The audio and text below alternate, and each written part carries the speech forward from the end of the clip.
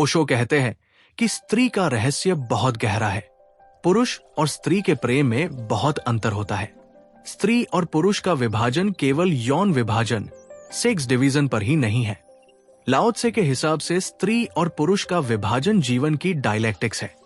जीवन का जो द्वंद्वात्मक विकास है, जो डायलेक्टिकल एवोल्यूशन है, उसका अनिवार्य हिस्सा है। ओशो बताते हैं कि शरीर के तल पर ही नहीं, स्त्री और पुरुष मन के तल पर भी भिन्न है। अस्तित्व जिन जिन अभिव्यक्तियों में प्रकट होता है, वहां वहां स्त्री और पुरुष का भेद होगा।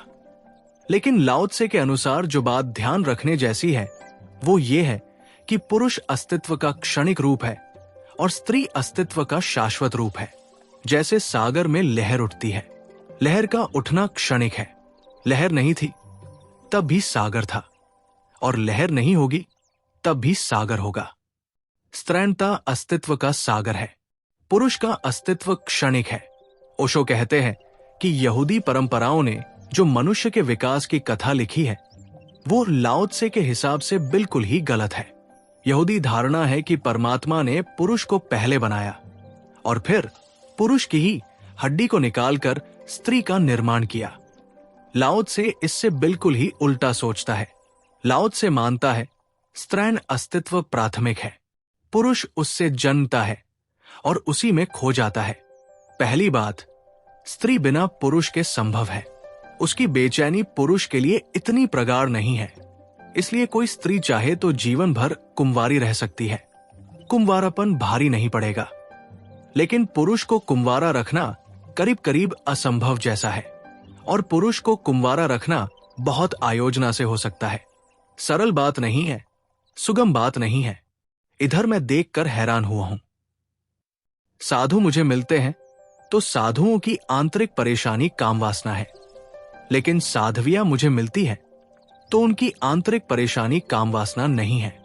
सैकड़ों साध्वियों से मिलकर मुझे हैरानी का ख्याल हुआ कि जो स्त्रियां साधना के जगत में प्रवेश करती हैं, उनकी परेशानी काम वासना नहीं है, लेकिन जो पुरुष साधना के जगत में प्रवेश करते हैं उनकी परेशानी काम वासना है। असल में पुरुष की काम वासना इतनी सक्रिय, इतनी क्षणिक है कि प्रतिपल उसे पीड़ित करती है और परेशान करती है। स्त्री की काम वासना इतनी क्षणिक नहीं है, बहुत स्थिर और बहुत स्थायी है। ओशो कहते हैं कि ये जानकर आपको आश्चर्य होगा कि सारे पशुओं की काम वासना पीरियाडिकल है।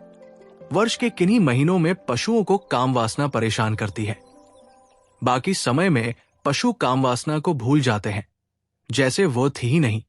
सिर्फ मनुष्य अकेला प्राणी है जिसकी काम वासना 24 घंटे और वर्ष भर मौजूद होती है।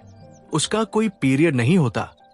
लेकिन अगर मनुष्य में भी हम स्त्री और पुरुष का ख्याल करें तो बहुत हैरानी होती है। स्त्री की वासना मनुष्य में भी पीरियाडिकल होती है। महीने के सभी दिनों में उसमें काम वासना नहीं होती, लेकिन पुरुष को सभी दिनों में होती है। अगर स्त्री पर हम छोड़ दें तो स्त्री फिर भी पीरियाडिकल है। एक क्षण है तब उसके मन में काम वासना होती है, बाकी उसके मन में काम वासना नहीं होती। और उस क्षण में भी मनोवैज्ञानिक कहते हैं अगर पुरुष स्त्री की काम वासना को न जगाए तो स्त्री बिना काम वासना के जी सकती है। उसका अस्तित्व ज्यादा स्थिर है, पुरुष का अस्तित्व ज्यादा बेचैन है, और इसलिए पुरुष किसी गहरे अर्थ में स्त्री के आसपास ही घूमता रहता है, चाहे वो कितने ही प्रयास करे ये दिखलाने के कि स्त्री उसके आसपास घूम रही है। पुरुष ही स्त्री के आसपास घूमता रहता है। वो चाहे बचपन में अपनी मां के पास भटक रहा हो और चाहे युवावस्था में अपनी पत्नी के आसपास भटक रहा हो, उसका भटकाव स्त्री के आसपास है। स्त्री के बिना पुरुष एकदम अधूरा है। स्त्री में एक तरह की पूर्णता है। ये मैं उदाहरण के लिए कह रहा हूं ताकि स्त्रैण अस्तित्व को समझा जा सके। स्त्रैण अस्तित्व बहुत पूर्ण है, सुडौल है, वर्तुल पूरा है।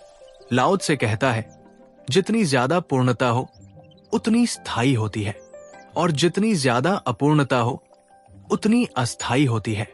इसलिए वो कहता है कि हम जीवन के परम रहस्य को स्त्रैण रहस्य का नाम देते हैं। ओशो कहते हैं कि मन के संबंध में भी जैसे शरीर के संबंध में स्त्री और पुरुष के बुनियादी भेद है, वैसे ही मन के संबंध में भी है। पुरुष के चिंतन का ढंग तर्क है, इसे ठीक से समझ लेना जरूरी होगा, क्योंकि लाओ त्से के सारे विचार का आधार इस पर है। पुरुष के सोचने का ढंग तर्क है, उसका मेथड तर्क है। स्त्री के सोचने का ढंग तर्क नहीं है, उसके सोचने का ढंग बहुत इलॉजिकल है, बहुत अतार्किक है। उसे हम अंतर्दृष्टि कहें, इंट्यूशन कहें, कोई और नाम दे, लेकिन स्त्री के सोचने के ढंग को तर्क नहीं कहा जा सकता। तर्क की अपनी व्यवस्था है, इसलिए जहां भी पुरुष सोचेगा वहां गणित, तर्क और नियम होगा, और जहां भी स्त्री सोचेगी वहां न गणित होगा न तर्क होगा, सीधे निष्कर्ष होंगे, कंक्लूजन्स होंगे। इसलिए स्त्री और पुरुष के बीच बातचीत नहीं हो पाती। ओशो कहते हैं कि सभी पुरुषों को यह अनुभव होता है कि स्त्री से बातचीत करनी मुश्किल है, क्योंकि वो इलॉजिकल है।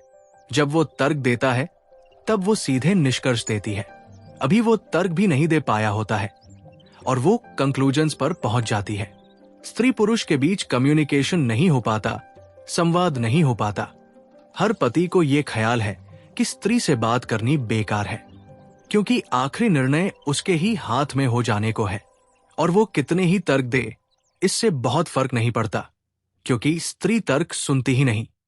इसलिए कई बार पुरुष को बहुत परेशानी भी होती है कि वो बात ठीक कह रहा है, तर्कयुक्त कह रहा है, फिर भी स्त्री उसकी सुनने को राजी नहीं है। उसे क्रोध भी आता है, लेकिन स्त्री के सोचने का ढंग ही तर्क नहीं है। इसमें स्त्री का कोई कसूर नहीं है, दो तरह से सोची जाती है। जगत में कोई भी बात दो ढंग से सोची जा सकती है, या तो हम एक एक कदम विधि पूर्वक सोचें और फिर विधि के माध्यम से निष्कर्ष को निकालें, और या हम एकदम से छलांग लें और निष्कर्ष पर पहुंच जाएं। कोई बीच की सीढ़ियां न हो। अंतर्दृष्टि, इंट्यूशन का ढंग सीधी छलांग लेने का है। दोस्तों, आप देख रहे हैं YouTube चैनल ज्ञान की कलम।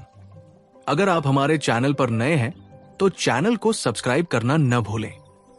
ओशो कहते हैं कि हम सब में भी किन्हीं क्षणों में अंतर्दृष्टि होती है।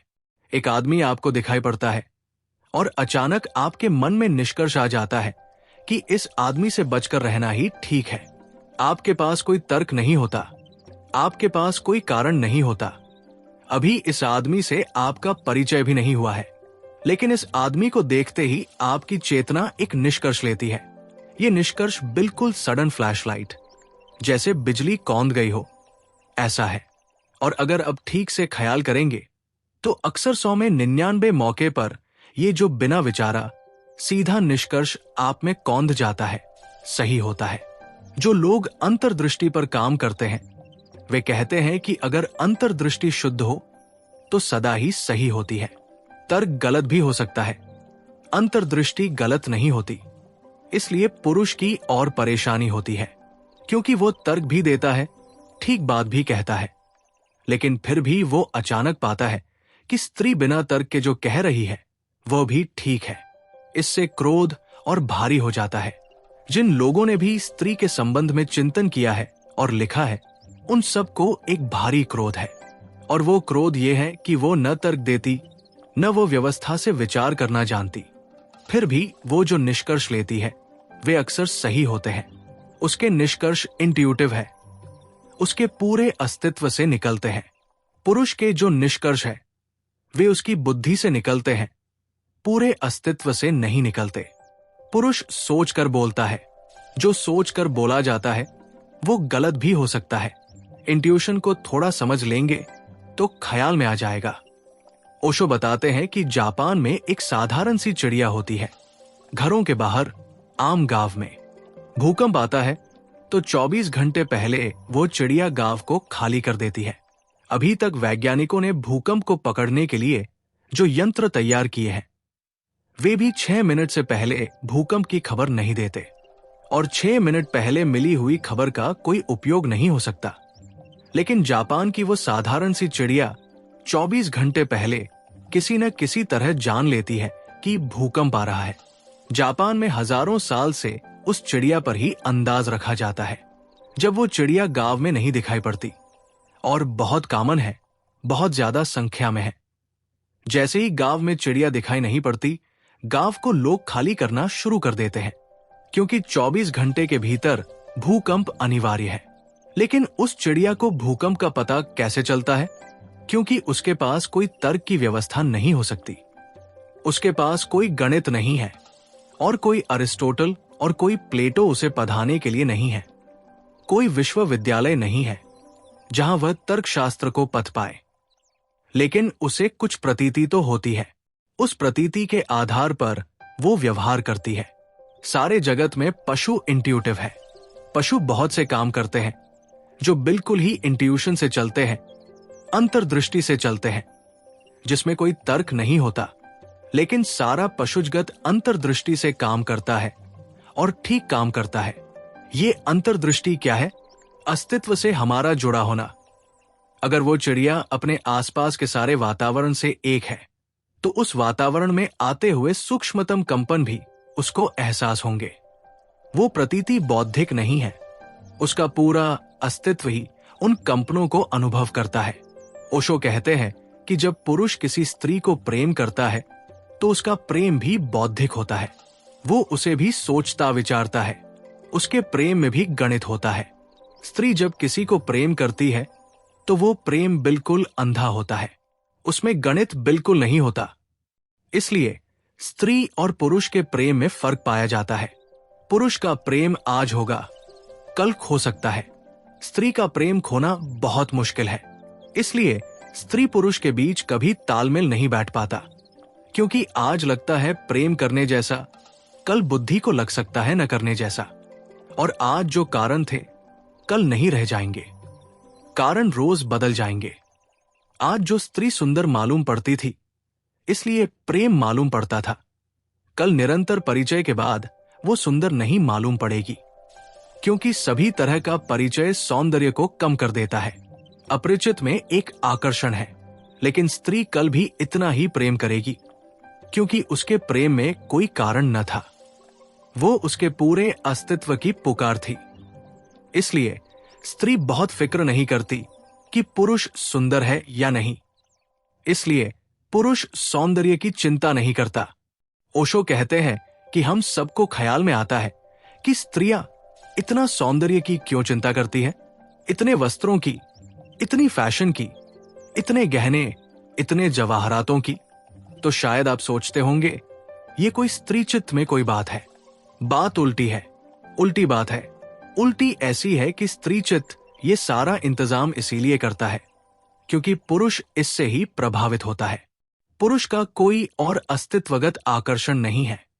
इसलिए स्त्री को पूरे वक्त इंतजाम करना पड़ता है और पुरुष एक से ही कपड़े जिंदगी भर पहनता रहता है। उसे चिंता नहीं आती, क्योंकि स्त्री कपड़ों के कारण प्रेम नहीं करती और पुरुष हीरे जवाहरात न पहने तो कोई अंतर नहीं पड़ता है। स्त्री हीरे जवाहरात देखती ही नहीं।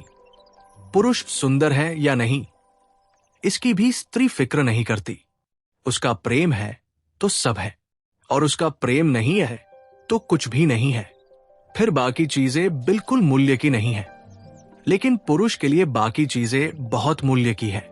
सच तो यह है कि जिस स्त्री को पुरुष प्रेम करता है, अगर उसका सब आवरण और सब सजावट अलग कर ली जाए तो 90% स्त्री तो विदा हो जाएगी। और इसलिए अपनी पत्नी को प्रेम करना रोज रोज कठिन होता चला जाता है, क्योंकि अपनी पत्नी बिना सजावट के दिखाई पड़ने लगती है। 90% तो मेकअप है, वो विदा हो जाता है जैसे ही हम परिचित होना शुरू होते हैं। स्त्री ने कोई मांग नहीं की है पुरुष से, उसका पुरुष होना पर्याप्त है। और स्त्री का प्रेम है तो ये काफी कारण है। उसका प्रेम भी इंट्यूटिव है, इंटेलेक्चुअल नहीं है, बौद्धिक नहीं है। और दूसरी बात, उसके प्रेम के इंट्यूटिव होने के साथ साथ उसका प्रेम पूरा है। पूरे का अर्थ है उसके पूरे शरीर से उसका प्रेम जन्मता है।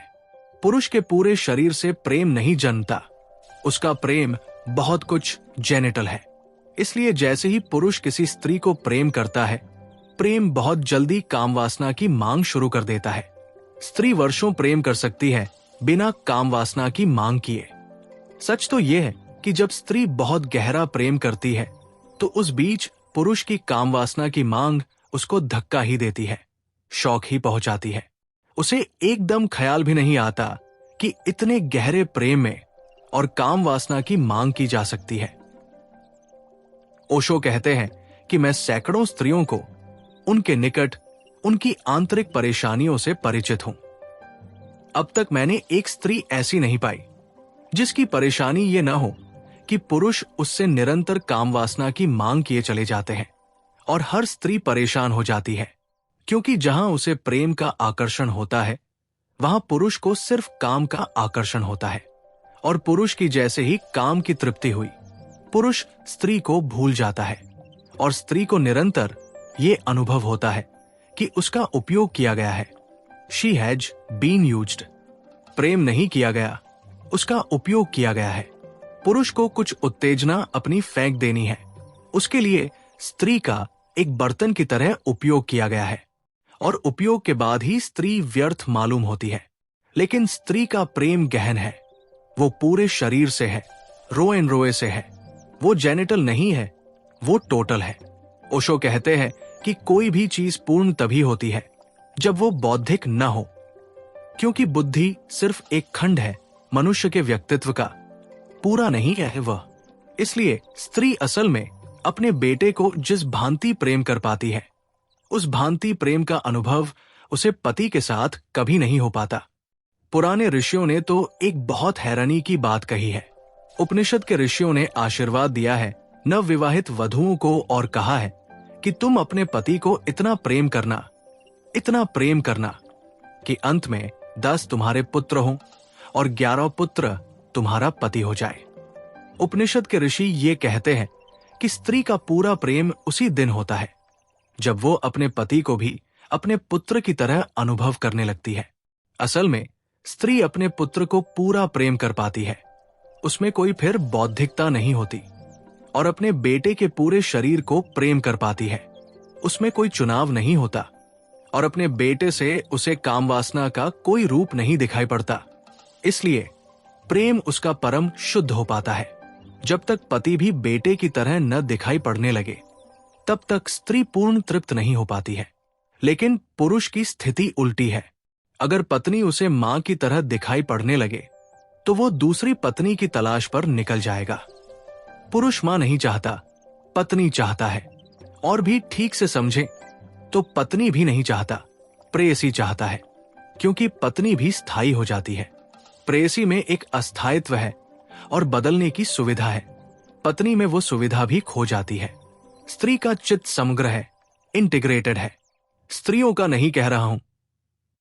जब भी मैं स्त्री शब्द का उपयोग कर रहा हूं, तो स्त्रैण अस्तित्व की बात कर रहा हूं। लाओ त्से जिसे स्त्रैण रहस्य कह रहा है, स्त्रियां ऐसी हैं, ये मैं नहीं कह रहा हूं। स्त्रियां ऐसी हो तो ही स्त्रियां हो पाती है। पुरुष भी ऐसा हो जाए तो जीवन की परम गहराइयों से उसके संबंध स्थापित हो जाते। ओशो कहते हैं कि जब पुरुष पैदा होता है, जब एक बच्चा पैदा होता है, लड़का पैदा होता है, तो उसके पास अभी सेक्स हार्मोन होते नहीं, बाद में पैदा होने शुरू होते हैं। उसका वीर्य बाद में निर्मित होना शुरू होता है। लेकिन ये जानकर आप हैरान होंगे कि जब लड़की पैदा होती है, तो वो अपने सब अंडे साथ लेकर पैदा होती है। उसके जीवन भर में जितने अंडे प्रति माह उसके मासिक धर्म में निकलेंगे, उतने अंडे वो लेकर ही पैदा होती है। स्त्री पूरी पैदा होती है, उसके पास पूरा कोश होता है उसके एग्स का। फिर उनमें से एक एक अंडा समय पर बाहर आने लगेगा, लेकिन वो सब अंडे लेकर आती है। पुरुष अधूरा पैदा होता है। ओशो कहते हैं कि अधूरे पैदा होने की वजह से लड़के बेचैन होते हैं और लड़कियां शांत होती है। एक अनजीनस लड़के में जम से होती है, लड़की में एक एटिजनेस जम से होती है। लड़की के शरीर का, उसके व्यक्तित्व का जो सौंदर्य है, वो उसकी शांति से बहुत ज्यादा संबंधित है। अगर लड़की को बेचैन करना हो तो उपाय करने पड़ते हैं, और लड़के को अगर शांत करना हो तो उपाय करने पड़ते हैं। अशांत होना स्वाभाविक है। बायोलॉजिस्ट कहते हैं कि उसका कारण है कि स्त्री जिस अंडे से बनती है, उसमें जो अणु होते हैं वे XX होते हैं, दोनों एक से होते हैं। और पुरुष जिस क्रोमोसोम से बनता है, उसमें XY होता है। उसमें एक एक्स होता है, एक वाई होता है। वे समान नहीं होते। स्त्री में जो तत्व होते हैं वे एक्स एक्स होते हैं, दोनों समान होते हैं। इसलिए स्त्री सुडौल होती है, पुरुष सुडौल नहीं हो पाता। स्त्री के शरीर में जो कर्व्स का सौंदर्य है वो उसके एक्स एक्स दोनों संतुलित अंडों के कारण है, और पुरुष के शरीर में वैसा संतुलन नहीं हो सकता क्योंकि एक्स वाई उसके एक और दूसरे में समानता नहीं है। स्त्री के व्यक्तित्व को बनाने वाले 48 अणु हैं, वे पूरे हैं 24-24। पुरुष को बनाने वाले 47 है, और बायोलॉजिस्ट कहते हैं कि वह जो एक अणु की कमी है वही पुरुष को जीवन भर दौड़ाती है। इस दुकान से उस दुकान, जमीन से चांद दौड़ाती रहती है। वो जो एक कम है उसकी खोज है, वो पूरा होना चाहता है। ओशो कहते हैं कि ये जो स्त्री का संतुलित, शांत, प्रतीक्षारत व्यक्तित्व है, लाओ त्से कहता है ये जीवन का बड़ा गहरा रहस्य है। परमात्मा स्त्री के ढंग से अस्तित्व में है, पुरुष के ढंग से नहीं। इसलिए परमात्मा को हम देख नहीं पाते हैं, उसे हम पकड़ भी नहीं पाते हैं। वो मौजूद है जरूर, लेकिन उसकी प्रेजेंस त्रैण है, न होने जैसा है। उसे हम पकड़ने जाएंगे, उतना ही वो हमसे छूट जाएगा, उतना ही हट जाएगा, उतनी ही उसकी खोज मुश्किल हो जाएगी। अस्तित्व स्त्राण है। इसका अर्थ यह है कि अस्तित्व में जो भी प्रकट होता है अस्तित्व में पहले से छिपा है।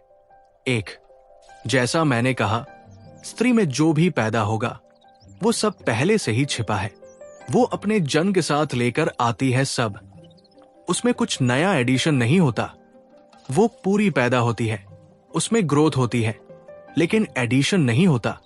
उसमें विकास होता है, लेकिन कुछ नई चीज जुड़ती नहीं। यही वजह है कि वो बड़ी तृप्त जीती है। स्त्रियों की तृप्ति आश्चर्यजनक है, अन्यथा इतने दिन तक उनको गुलाम नहीं रखा जा सकता था। उनकी तृप्ति आश्चर्यजनक है।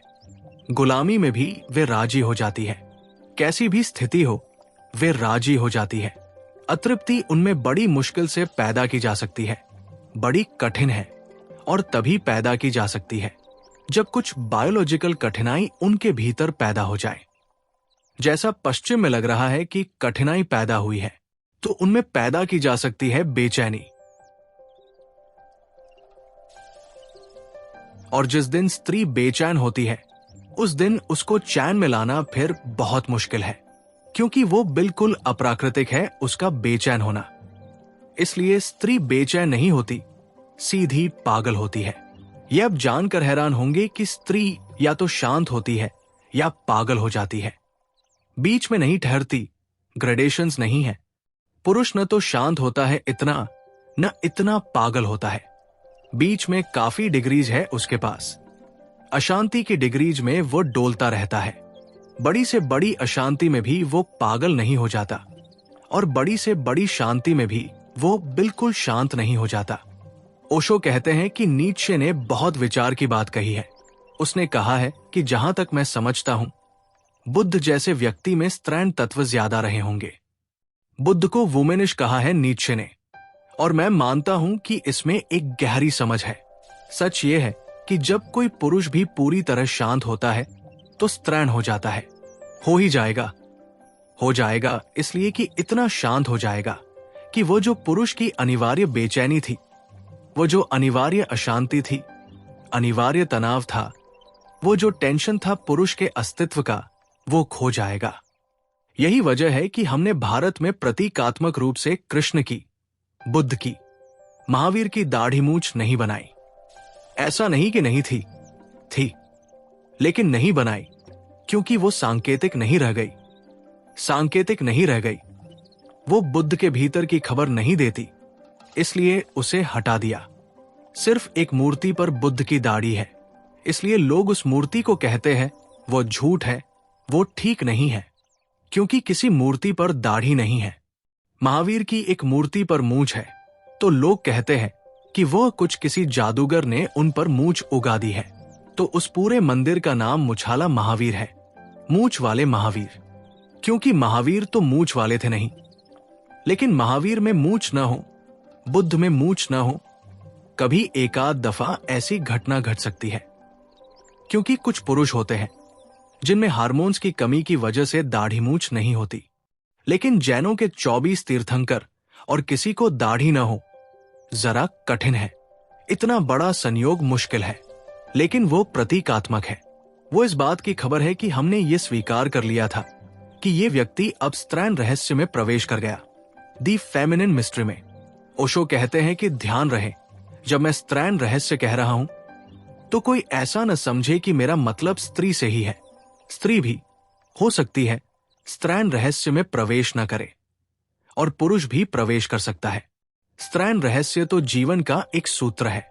लाओ त्से इसलिए कहता है कि दी फीमेल मिस्ट्री दस डू वी नेम। हम इस तरह नाम देते हैं। नाम देने का कारण है क्योंकि ये नाम अर्थपूर्ण मालूम पड़ता है। हम उस रहस्य को पुरुष जैसा नाम नहीं दे सकते क्योंकि वह रहस्य परम शांत है। वो इतना शांत है कि उसकी उपस्थिति की भी खबर नहीं मिलती, क्योंकि उपस्थिति की भी खबर तभी मिलती है जब कोई खबर दे। इसलिए सच्ची प्रेयसी वो नहीं है जो अपने प्रेमी को अपने होने की खबर 24 घंटे करवाती रहती है। करवाते रहते हैं लोग। अगर पति घर आया है तो पत्नी 1000 उपाय करती है। बर्तन जोर से छूटने लगते हैं हाथ से। खबर करवाती है कि मैं हूं, इसे स्मरण रखना, मैं यही आसपास हूं। पति भी पूरे उपाय करता है कि तुम नहीं हो। अखबार फैलाकर जिसे वो 10 बार पढ़ चुका है, फिर पढ़ने लगता है। वो अखबार दीवार है जिसके पार बजाओ कितने ही बर्तन, कितनी ही करो आवाज। बच्चों को पीटो, शोरगुल मचाओ, रेडियो जोर से बजाओ, नहीं सुनेंगे। हम अखबार पढ़ते हैं, लेकिन प्रेयसी सच में वही है जिस स्त्री को स्त्रैन रहस्य का पता चल गया। वो अपने प्रेमी के पास अपनी उपस्थिति को पता भी नहीं चलने देगी। है दोस्तों, अगर आपको यह वीडियो पसंद आया हो तो इसे लाइक करें, शेयर करें और हमारे चैनल को सब्सक्राइब करें ताकि हम आपके लिए और भी ज्ञानवर्धक वीडियो ला सकें। धन्यवाद।